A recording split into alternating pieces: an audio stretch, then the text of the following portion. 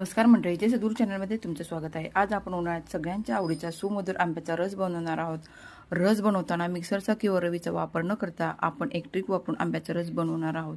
Video शेवटपर्यंत नक्की बघा। सगळ्यात आधी आपण आंबे स्वच्छ धुवून घेऊ। मी हे आंबे 1 तास पाण्यामध्ये भिजत ठेवले होते। असे केल्याने आंब्यामधील उष्णता ही कमी होण्यास मदत होते, म्हणून शक्य असल्यास तुम्हीही आंबे अर्धा ते 1 तास पाण्यामध्ये भिजत ठेवा।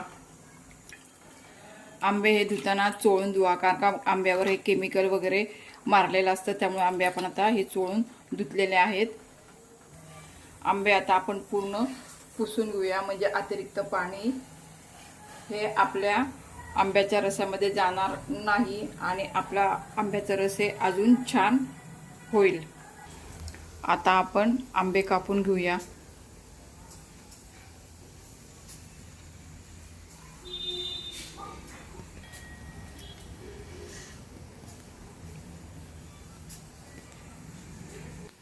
असे आपण सगळे आंबे कापून घेऊया।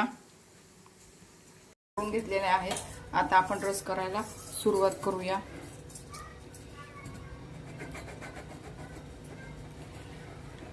अशा प्रमाणे पटकन रस होतो आणि हात पण भरवावे लागत नाही आणि भांडी पण जास्त लागत नाहीत।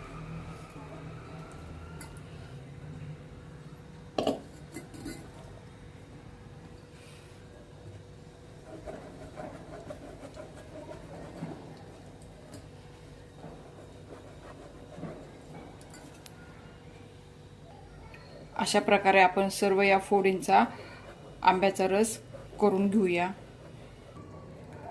चाळणीचा वापर करून आपला रस हा लवकरात लवकर तयार झालेला आहे। बघा, एकसारखा झालेला आहे आपला रस। बघा, तयार झालेला आहे आणि किती एकसारखा झालेला आहे बघा। आता त्यामध्ये आपण साखर टाकूया। मी ते 4 चमचे साखर टाकलेले आहे। ते आता मी मिक्स करून घेत आहे। मंडळी, आंब्याचा रस लवकर पचावा व बाधू नये म्हणून मी थोडीशी इथं यामध्ये मिरपूड टाकलेली आहे। ते आता आपण मिक्स करून घेऊया। आपला रस हा तयार झालेला आहे। आता आपण तो सर्व करून घेऊया। किती छान झालेला आहे बघा।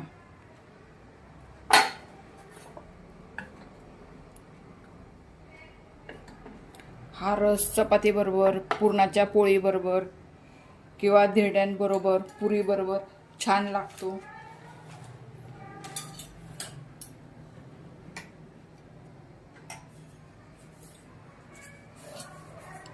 आपण या रसामध्ये साजूक तूप घालूया, त्यामुळे रसाची चव ही खूप छान लागते। जर तुम्हाला माझी ही सोपी आंब्याच्या रसाची रेसिपी व ट्रिक आवडली असेल तर व्हिडिओला लाईक करा, शेअर करा आणि सबस्क्राईब करायला विसरू नका। धन्यवाद।